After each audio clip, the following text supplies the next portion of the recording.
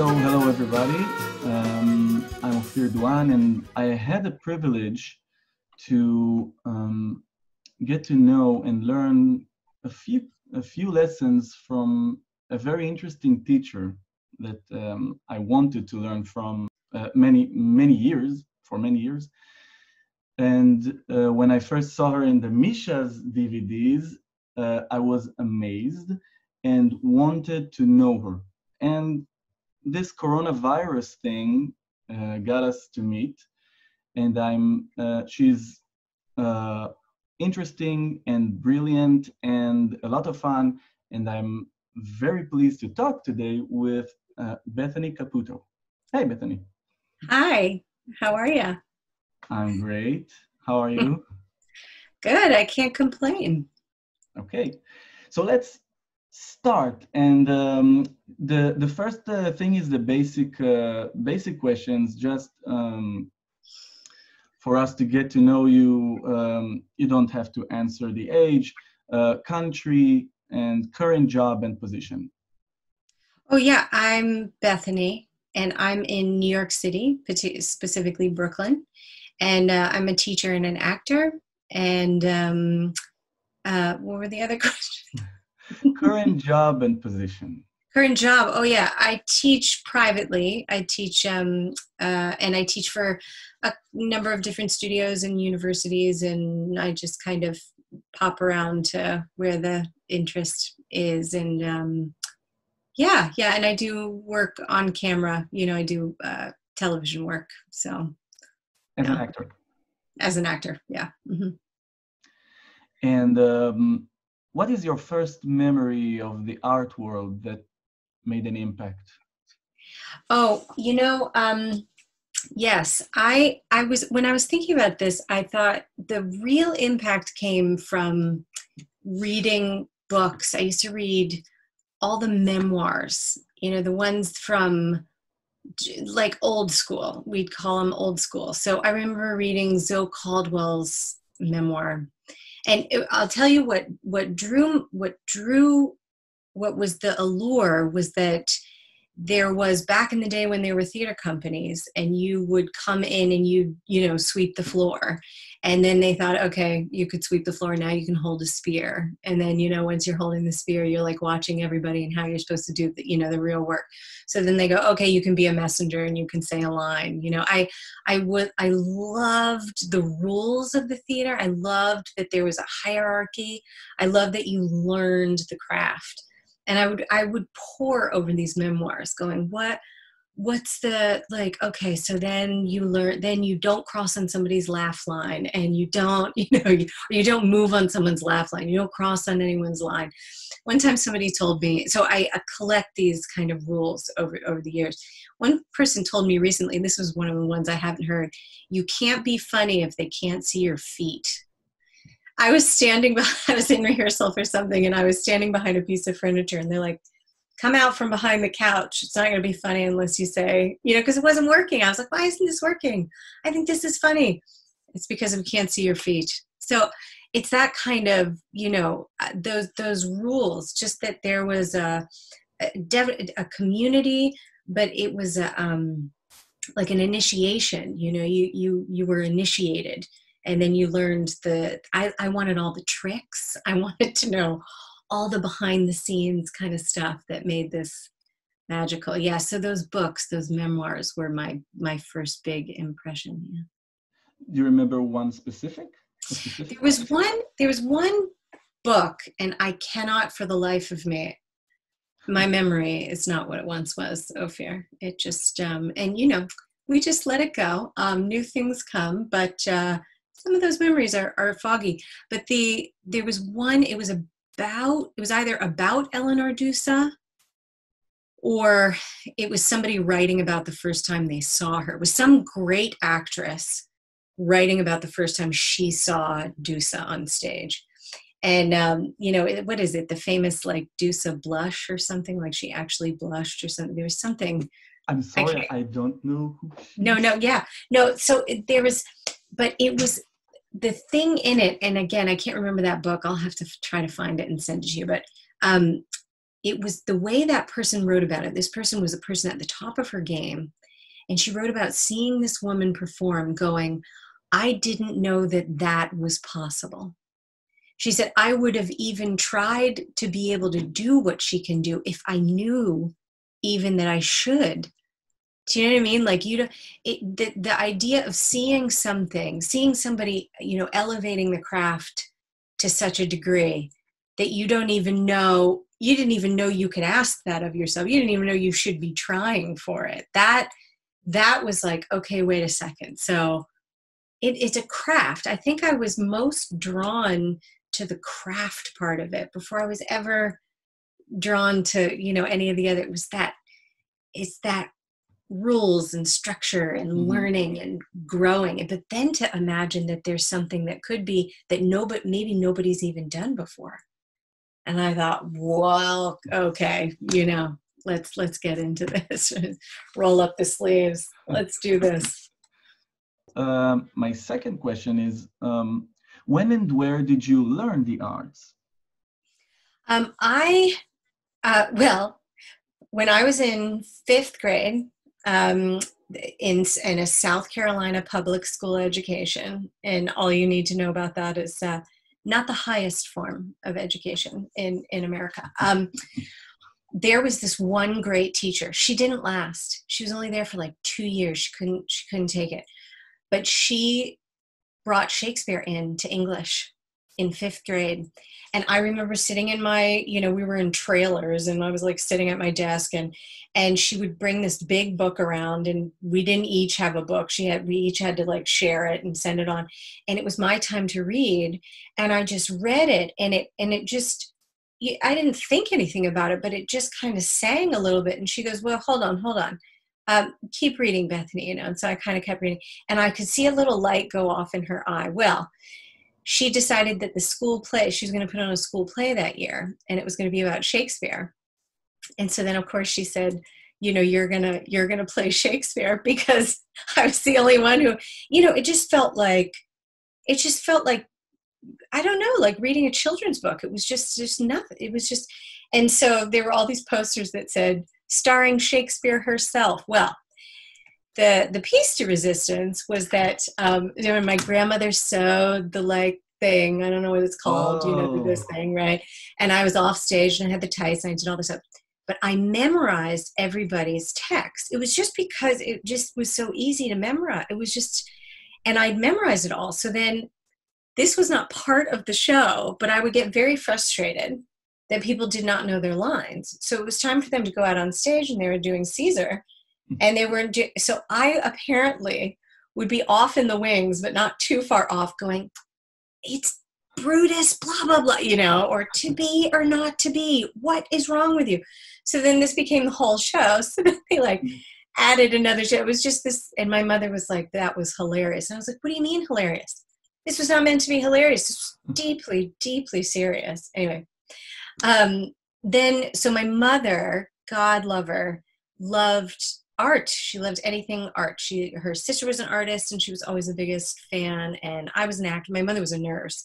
And she just loved that I was creative at all. So she, when it came time to go to high school, I was a gymnast. I was a level below Olympics. I was a really serious gymnast. And I chipped my tooth one day, and I still have that chip. And my mother picked me up, and she's like, honey, you can keep doing gymnastics if you want, if that's what you want to do. But I think you should try out for this play that's happening in, my mother loved the play thing. So she said, try out for this play. It's at the community theater or something. And I said, okay, well, when are the tryouts? She's like, in 30 minutes, I brought you a top hat, a cane, and your leotard. She picked me up from gymnastics practice. So I was like, well, Mom, what am I supposed to do? And she's like, I've got a tape of New York, New York. We'll just pop it in, just make something up. And I was like, Mom, so I go in there, and all the girls have been practicing for months. They have a perfect tap number, and somebody had a New York, New York, and it was a perfect routine. And I was like, I can't go after that. And she goes, I'll buy you a Happy Meal, because she bargained with me. And I was like, all right, Toots. And so I get up there. God only knows what I did. Well, at the end of it, they go, okay, everybody who auditioned for this is going to be in the play. And my mother did not tell me that. And they gave me the lead. Mm. They were like, Oh. because I was probably hamming it up, Ophir. Oh God.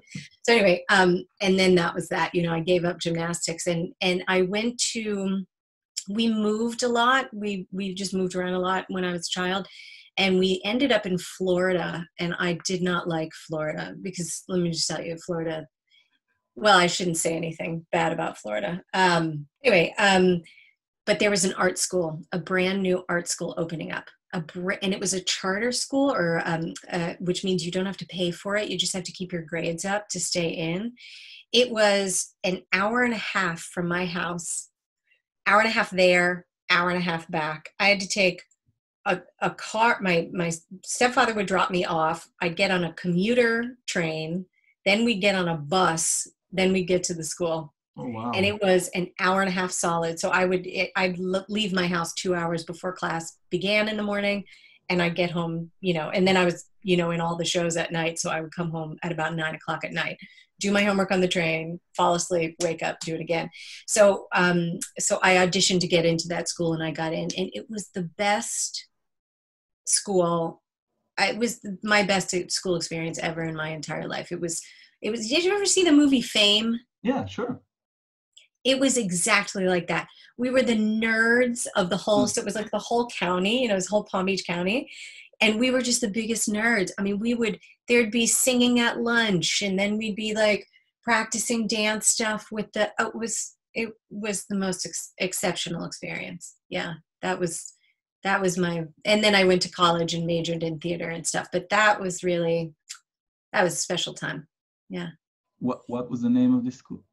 It was called the Palm Beach County School of the Arts back in the day, but then it became the Dreyfus School of the Arts. So now it's got a lot of money. It moved locations. I mean, when it first started, we were the second graduating class. So there was only, when I started in 9th grade, there was only a 10th grade. It had only been around, I was in there the second year.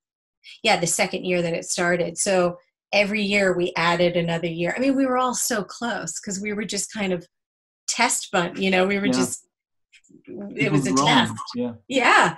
Oh yeah. We knew each other. Oh my gosh. Yeah, it was this special time. I'm still in touch with that teacher. She had me come back and teach, and oh yeah.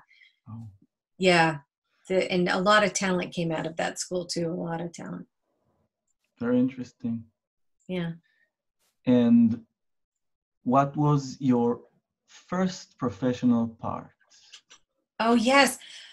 Oh, gosh. Yes. My first professional part was at Arena Stage in Washington, D.C.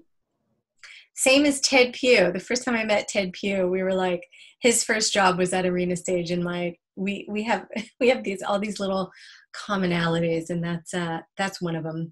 Anyway, it was a show called Shakespeare in Hollywood, and it was the premiere of it. It was a Ken Ludwig play. And it had all these, you know, hotshot people in it. Alice Ripley, Everett Quinton, Bob Prosky, the late great Bob Prosky, and just a myriad pool of talent. And I was the understudy. And I believe in the script I was one of the supernumeraries. I think I was referred to as a supernumerary at one point too. I played the Lady of Frankenstein. What is Frankenstein's wife's name? She's like, has hair like this. I just saw the Bride of Frankenstein. The Bride of Frankenstein. And then I was Alice Ripley's makeup girl, because you know she kind of played the starlet, and I had to play her makeup girl. And there were so many shenanigans in that play. There were so many. People would make me laugh because I corpse really easily on stage. Like, I'm the one that you make laugh. And the minute people find out about that, that's it. They're just merciless. They're in the wings trying to make me laugh. It's very easy to do. They're always successful. And yeah, I remember there was one time, well, this is terribly inappropriate, but all I had was this makeup. All I had was like a little makeup thing that you powder your nose with to hide behind. And they went at me and they made me laugh, and I tried to hide behind this, and I didn't make it. My skirt fell off. And at Arena Stage, it's a theater in the round. So there's these VOMs, you know, there's these VOMs. And all I remember is I'm crawling off stage in a vom because I just had to get off stage because it was just, snot was coming out of my nose. I thought I was going to wet my pants so fair. So I just, the skirt was down, so I fell. So then I'm crawling, hiding behind my makeup thing, crawling off stage. That was my big, that was my debut on the professional stage. I left out the part. Debut. What? What's that? That's an amazing debut. Yeah. I can't tell you, there's a couple inappropriate points. And I had this waltzing sequence with this guy, and he would start it was the top of the second act, and we'd come in with this, you know, these outfits, they were grand, and he would say he would say every word he knows for a certain something that was inappropriate. And I had to make it through that dance without cracking up. And there was one time I couldn't do it, and he had to drag me. He was dragging me around the stage. I was just dead weight because I was doubled over in peals of laughter. Very professional, very professional. Yes. Yes. And when was the first time that you came across the Chekhov technique? And yes. What did you think about it at first? Yeah. Well, I'd always wanted to study in Russia. That was, you know, some of those books that I read had to do with the Moscow Art Theater. And I thought Russia is the homeland of acting training, and these are the people. And so I knew when I went to college, I went to a liberal arts school. I was going to maybe go to a conservatory, but at that point, after 4 years, I was like, I want to go to a liberal arts college. So I went to one that had a very good study abroad program, and I knew that they went to the Moscow Art Theater to study. So when I went into college, I already knew I was going to Moscow. So my first semester, my second year, my sophomore year, which is when you're allowed to travel abroad. First, I was out. And I went to the Moscow Art Theater, and I was there for 4 months. And I knew I wanted Stanislavski. I knew nothing about Michael Chekhov. I think even by the end of it, I went, how again is he related? Why is he here? The teacher, his name was MICHA. And he was MICHA. And he would come in every morning and go, hello, my boys and girls. But he'd had a little bit of a drinking problem. And so even at 9 o'clock in the morning, he smelled a little bit of alcohol. And also, I don't know if it's appropriate to say, everything I'm going to say is going to be inappropriate. You know, he enjoyed the company of the young guys in the class. And so the lights would go out a lot. And then I would hear one of the guys go, oh, no, Misha, no, thank you. You know, I don't know how to explain it. It wasn't, it wasn't a threat. It was more of an annoyance, you know, I guess that's the way to say it. But in all the stuff that he did was so mystical. It was so mystical. It was like, okay, imagine, you know, something about like heat up your hands and, you know, some concentration stuff that's valid. But then we'd lie down on our backs and we'd float up out of our body. We did a lot of floating up and out of our body. And then we'd fly over our whole day. You know, again, a concentration exercise that's valid. Then we would do, like you'd have a partner, and the partner would be right in front of you. And you would have a kind of connection exercise or something. And then you'd close your eyes and your partner would walk away. And when they stop, you sense that and you bring up your hands or something. I mean, it was for a young person, it was a little intangible. And we never put it into acting. I don't ever remember doing any kind of text with 4 months worth of this concentration exercise. So I thought it was a bunch of malarkey. I just thought, what is this crazy crap? Who's selling what here, you know? And then I came home, and my Stanislavski class was wildly imaginative, terribly physical, like all kinds of, and you probably know this, but maybe some people don't know, towards the end of Stanislavski's life, he came around to more of this bold kind of expressive, creative, not just limited to our own experience. And he wanted Meyerhold and Vakhtandov and Chekhov to, keep building. Yeah, exactly. He brought the East, actually. Yeah. Oh, well, and when he came to America, like after he left, everybody grabbed and they went, oh, Meisner. So then we have Meisner, Adler, Strasberg.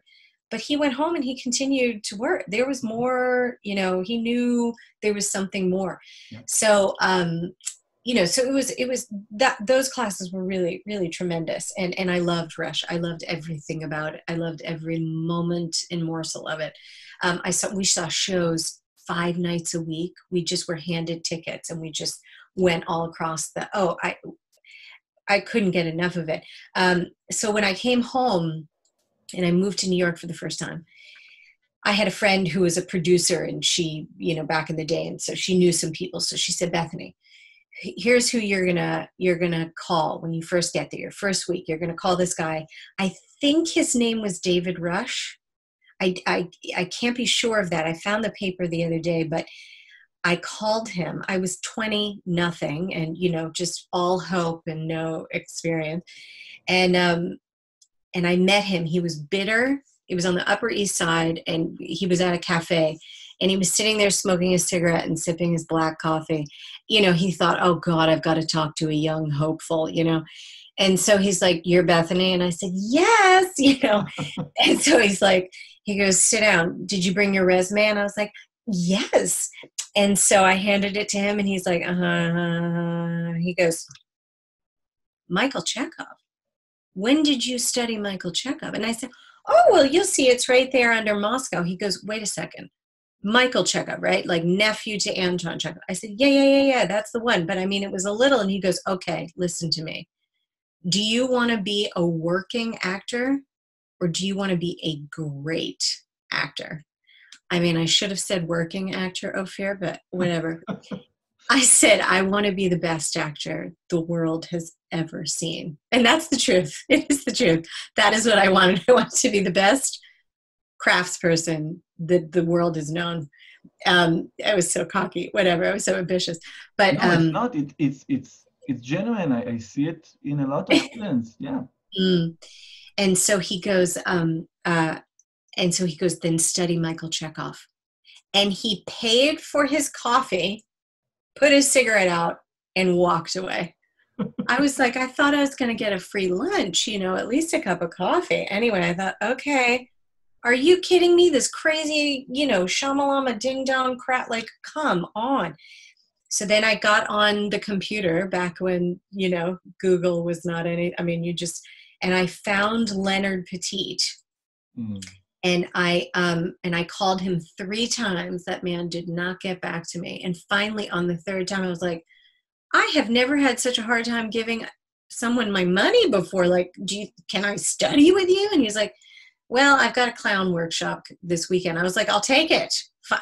Fine. This is going to be the thing that's going to unlock this thing that I want. And then the rest is history.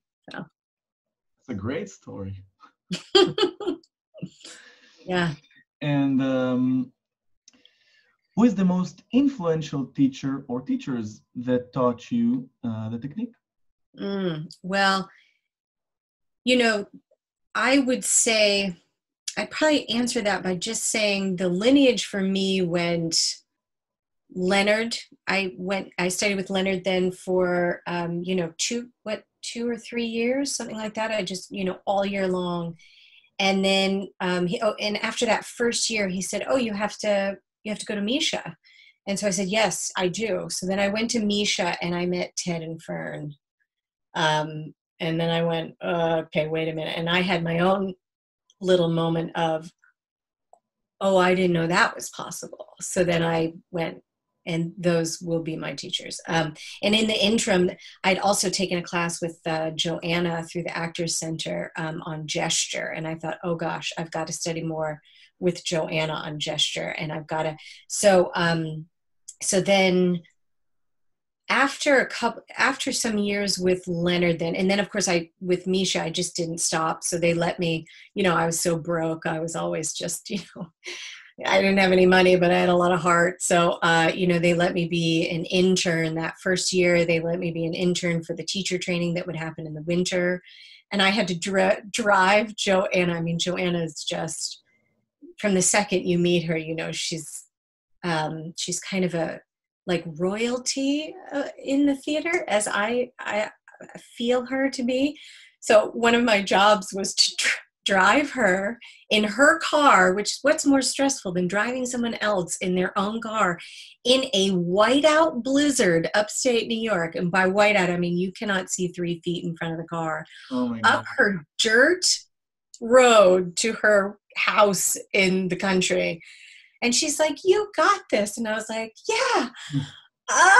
It's just, anyway, so we got close. And then, and then, so I would study with them all year, Leonard all year. I grabbed anybody I could.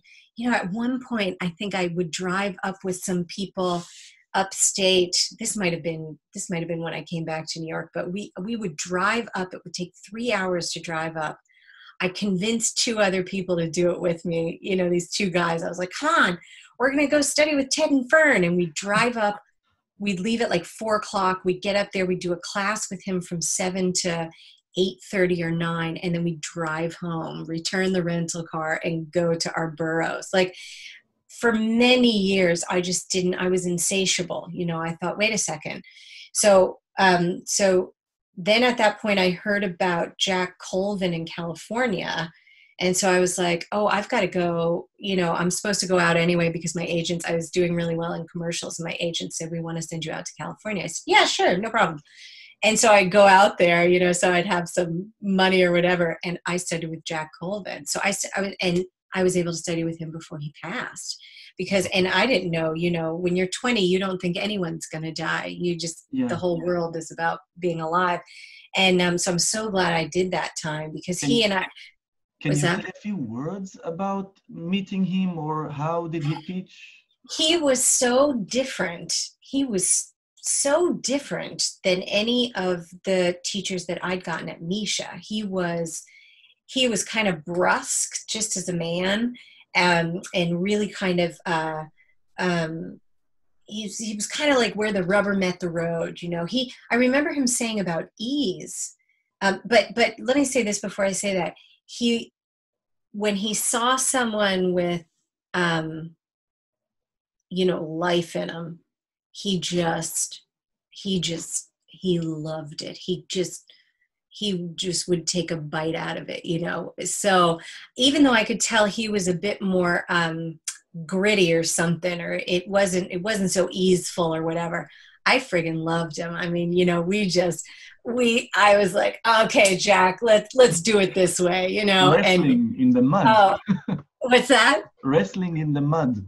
Oh yeah, yeah, exactly. And he came back. There was one more trip, maybe more than one, but I remember him taking one to MICHA. We were doing a workshop at NYU a couple of years after, and he came, and we got to see each other again, and we got to work together again. And I didn't even know. I mean, it was a warm little reunion, because I was only out there for 3 weeks in California. I didn't really like LA, so I was like, "Oh gosh, I can't stay here." There's no sarcasm. There's no irony. I don't know how to. And the sun was shining all the time, but that was a special. It was right above this garage or something, this studio, and it was really special. It was grittier. That's the only thing I can say about it, I think. But he'd get down on the floor and do this gesture. He'd do this pushing gesture, and even though he was having some physical ailments, man, he'd do this thing, and he'd end up flat down on the floor on his stomach in a full push. And you can argue about structure, the way to do things all you want, but I don't care. That man was in it. He was in it to win it. So you just got to dive in with him. You just dive. You don't ask any questions. And then when I came back, Dawn Arnold had written something. I think she's one of, yeah, she wrote this piece about Chekhov, and it was so beautiful. And I remember seeing her in class going, that woman knows how to concentrate. There was something about her that I just thought, and I was not the most, I could be all over the place. I knew I needed to work on concentration. I knew that was one of the things that would be holding me back from being able to do this. So I thought, I got to study with her. And, I don't know what was happening in my personal life then, but I thought, yeah, let's take a break from New York. So I called Joanna and I went over to her house and I was like, I was thinking about going to Chicago. What do you think? And she goes, oh, let me call Dawn. So she called up Dawn. I mean, I'd known Dawn, but we weren't close. So she just called up Dawn and said, hey, listen, Bethany's going to come for a little while. Would you, and Dawn said, sure, tell her to come to the studio, because Dawn had a studio in Chicago. And I went and trained with Dawn for 2 years. I got a lot of work when I was in Chicago on my own, like, professional work. So I was, in and out, but Dawn and I put 2 shows together that we created on our own. I think it was 2. Yeah, it was 2. And I worked with her as much as I could, and she taught me how to concentrate.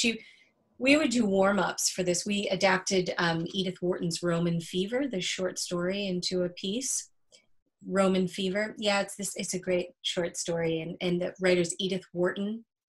And anyway, I'd been reading it or something, and I brought it to her, and she goes, oh, I know that. And then, or maybe it was she, it doesn't matter. We adapted it, and then we performed it at the next MICHA. We performed a little section of it. But yeah, we would warm up, and she would go for an hour and a half working on just form. And I was like, oh my God, I'm gonna die. I was just, it was excruciating. And then it was not excruciating. And I went, oh my gosh. I really learned, really valuable lesson from Dawn, and she's an exquisite teacher. So she made a big impact on me. And then I moved back to New York for professional reasons, and or personal, who knows, they all intertwine. And then I went straight up to Ted and Fern, because I felt like it had been a while in the coming. Like, I knew that I was always heading back. I mean, we'd gotten very close. We were going to do a show together, because after I first met them, they also went, okay, who's this one? And so they called me and said, we were thinking about doing this show, and we wondered if you wanted to do it with us. And I said, oh, let me check with the committee. Yes, I do want to do this with you. So that started an important relationship that remains very important. So then that's when I went up to the anytime. And then when I came back to New York, Len said, are you ready to teach? I want you to teach now. And I was like, what are you talking about, teach? I don't want to teach. No. There's already all these incredible teachers. What do you need me for? I don't know.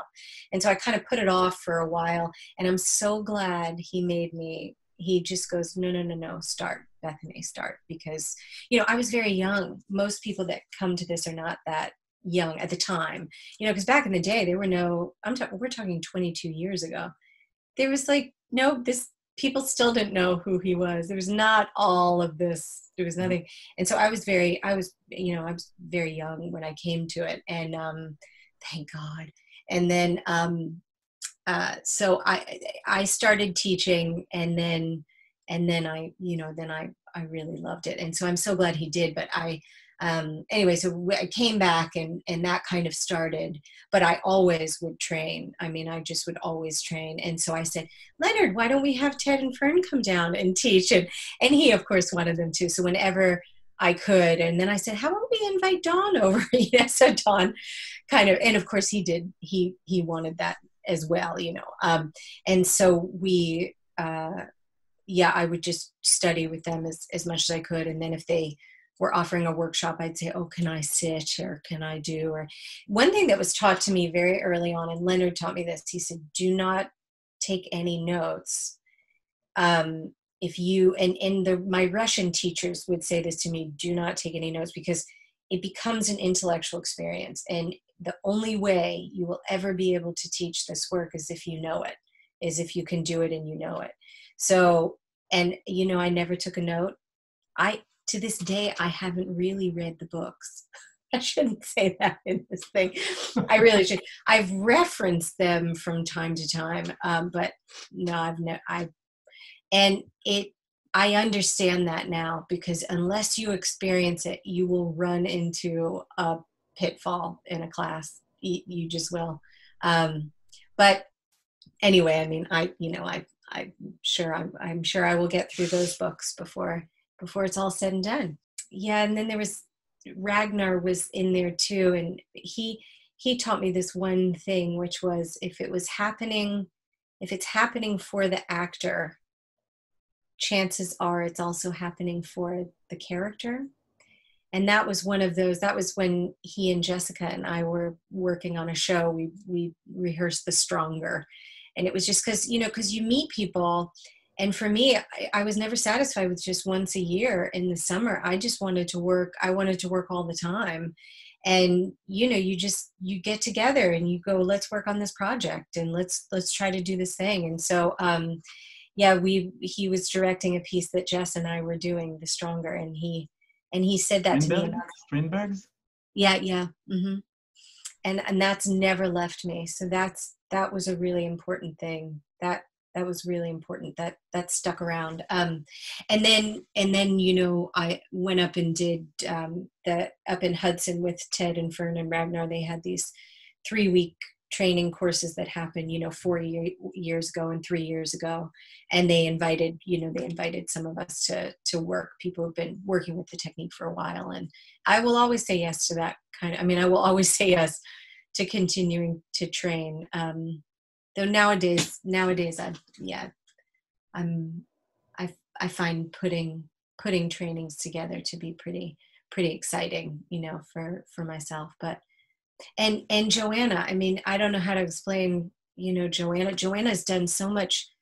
She's coached me on auditions because we work together. We live very close and we kind of work together pretty regularly. And, sometimes she'll even say, hey, will you look at this audition? And I'm like, yes, I will look at your, sure. And of course I don't tell her anything because she's, she just does this. These Joanna, Ted, and Fern have this in their fascia.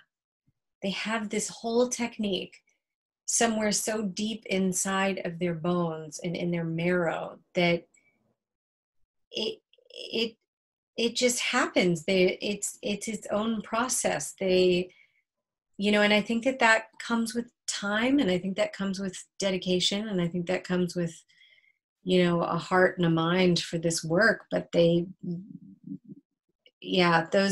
those people are very inspiring people to me, and will always be my very cherished teachers. 2 things that I can say about it. First, this is funny that you're saying, I heard about this teacher and I went to him to study. I think you're going to say 2 months, 2 years, 3 years, 4 years. Yeah. This is amazing. And the other thing is that you talk about a lot of teachers, and something that I can, maybe I can reflect is that you can take from anyone.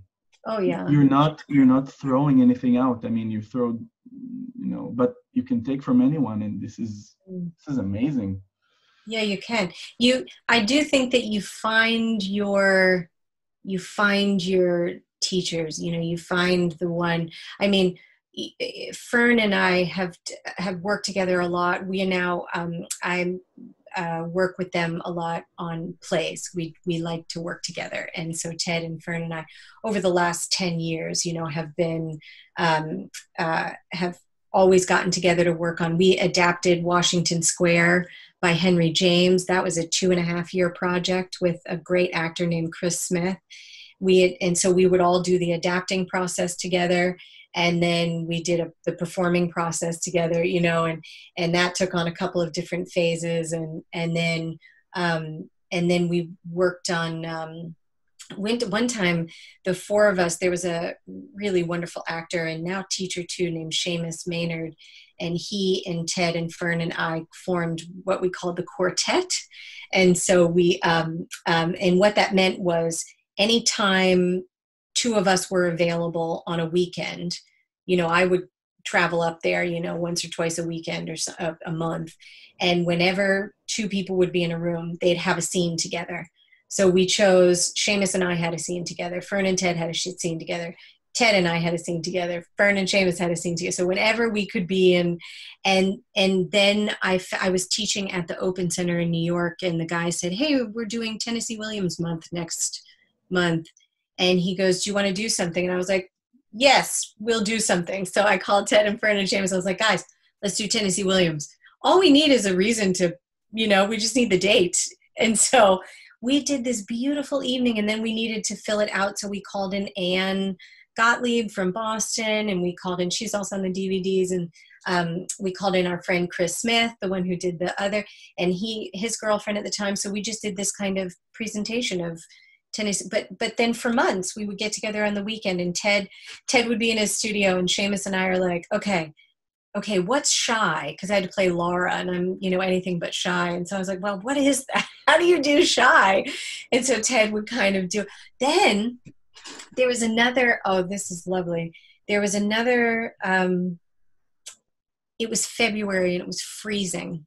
And it was just one of those winters where it had been cold for a long time. It had been gray for a long time, and everybody was just, oof. And so one of the local musicians in Ted and Fern's area called and said, hey, listen, another musician and I are going to get together, and we're just going to do a warm up the community night, you know, and people can just offer whatever they want to offer. We're going to do it at the school. And so they got the hall, and somebody was playing piano. This other person was maybe playing the cello or playing something. It was beautiful. And then the Actors Ensemble was going to share something. And because the four of us had this quartet, and one of the other things we were working on were Chekhov's short plays, you know, do you know Jubilee, the celebration? The what? It's called The Celebration. It's Anton Chekhov.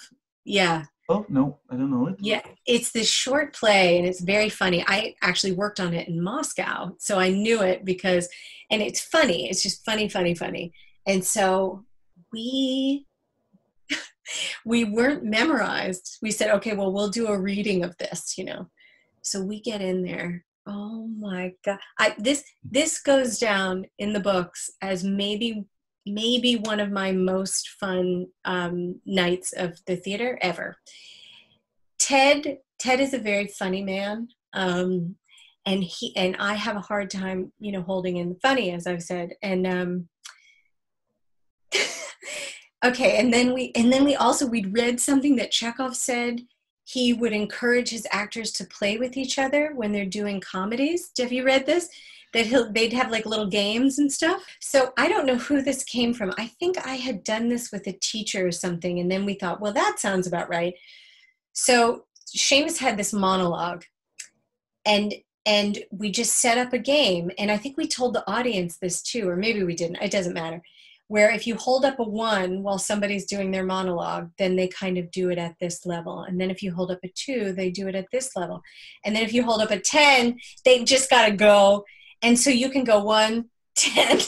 So your partner who's with you doing the scene is going like this. Oh my God. And so Seamus just had to go like this. And the monologue is about him being a hypochondriac. So he thinks that he goes, oh, my head, my heart, you know, and then he's like, it's in my stomach. I think it's in my foot. And he's just kind of going all, well, we had a little fun playing with this. So you need to justify it. I mean, yeah, absolutely. And then I kept, I was the daughter, and Ted was trying to marry me off or something. And Ted was holding on to his script.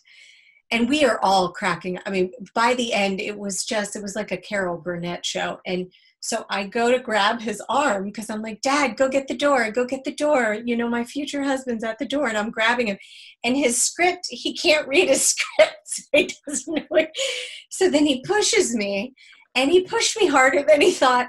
And I go running into the piano. Well, wow. Everybody thought it was part of the whole, and then I'm on the floor laughing and almost wetting my pants because I thought this is too funny. So anyway, it was just one of those. So we've always worked to get, we make sure that we're acting enough so that, again, so that there's not too much teaching, going back to what we were talking about at the top, you know. And then, you know, I read a play, gosh, just last year, I was doing, what was I doing? I picked a piece to work on, to train with Ted and Fern and Ragnar about 3 years ago. And when I was looking for scripts for that, I came across The Trip to Bountiful because there was a character in there that I kind of wanted to work on. The Trip to Bountiful is by Horton Foote, and it's an old, like 1950s or something, and I read this part and it just screamed Fern Sloan. I mean, it just was Fern. And there was a new theater opening up kind of close by them. And I said, Fern, you have to do this part. You have to do this. And so, so we did last year, I guess. Yeah.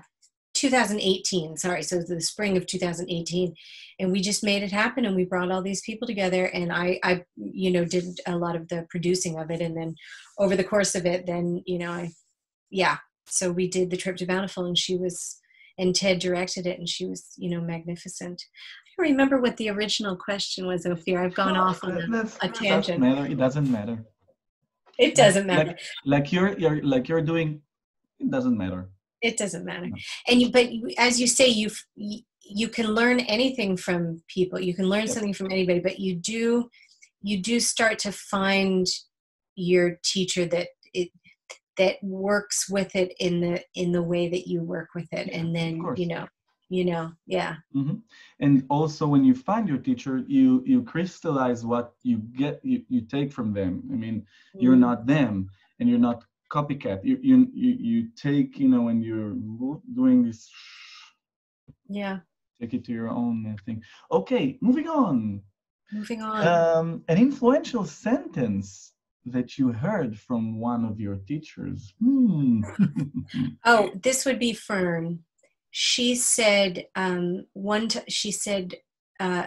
it should be pleasurable, and she said, and this was a new idea to me at the time, and I've never lost it. And I think the technique should be pleasurable. I think it's actually a really important part of it, that it's like one of the final turns of the key, that you have to experience the pleasure of your own creation, of your own abilities, of having a body and being able to move it, that it's like one of the missing elements. It's like one of the elements. It's like the fifth brother or something. It's pleasure. And that was extremely important to me. Yeah. Okay. And what are the advantages of the Chekhov technique, in your opinion, compared to other methods? The imagination. Period. Well, you don't your have body, to elaborate. Your body as a resource, and the imagination. Yeah. And why does an actor need a technique in the first place? Because you're not always inspired. I mean, a technique, I will always say this, and I stand behind it 150%. A technique serves you, you don't serve a technique. A technique serves you, you do not serve a technique. And how a technique can serve you is if you pick up a script and it's not instant understanding. And you go, oh gosh, I don't know necessarily what that is. Okay, well, I've got a technique, so let me try to figure it out, you know. Beyond that, in the land of choice and free will, and in the land where being an actor is not one thing or another thing, or not only one thing, you have a choice with Look, not everybody's going to want to work with Chekhov. Not everybody's going to be able to do it. Not everybody. Doesn't mean they can't have an acting career. They can have a perfectly lovely acting career. Many people have made much money working with other techniques and having quite a lovely career. Wonderful. But I think it's a choice. I think you can choose to use that technique. I think you can also choose to transform how you want to transform. You can choose what kind of a character you want. There's like, you know, you can choose your genre. You can choose the level to which you share out what is an inner experience. And within all that choice, I have found that it's pleasurable to choose to work in this way, because I had become so much more dimensional and so much richer, and it moves me and lives in me in such a more varied and deeper way. Doesn't mean I can't get to it some other way, but it won't be as pleasurable to me or as artistic. And so that's just up to me. That's my own aesthetic. I'd prefer to be, you know, I think you can be an artist with this work instead of just an actor, and that's what I choose. But you know, I don't think it's necessary that everybody want that. Not everybody wants to be an actor for the same reasons. They probably would have chosen to be a working actor. Dumb. Anyway. And the last question: what are your favorite tool or tools on the technique, and why? Oh, a feeling of form is probably one of my faves. What's that? Dawn. A sense of form, yes, which was absolutely initiated by Dawn. And then Fern said one time we were working on form. This was maybe 7 or 8 years ago on one of these times, sometime, and she said something in a way. I think she said, and I say this now in class, but this came directly from Ted and Fern. I think it was Fern though. She said, "Feel your elbow with your elbow," and I somehow got right into my elbow, and I went, oh, and I had no idea that was possible. So then the sense of form was just, I could do it for hours. Then I understood. I went, oh. But she, the sense of form is something that I come to. That's actually one of the first things that I brought on stage, consciously brought on stage, because for a long time I would keep this work off stage. I mean, to some degree, I still, to the majority, I still do. But it was one aspect. You know, I bring the work into rehearsal, and then whatever takes over, takes over. And so there's gesture underneath of there, and there's awareness, and there's space, and there's all kinds of, you know, and there's direction underneath. But, you know, once you're on stage, you've got your partner to deal with, you've got the set, you've got the audience, you've got the light, there's more things take over. But form is one of the first things I brought right on stage with me one night. And it was quite an experience. Yeah. So that's one of my faves. So Bethany, I want to thank you so much for having this chat. It was very interesting and inspiring, and your dedication is amazing. So thank you. You are more than welcome. It's so nice to be asked some of those questions and remember some of those memories, and think back to all that time. I was just doing it for myself, and would do it the exact same way again, but there's a sweet memory. So thanks for asking.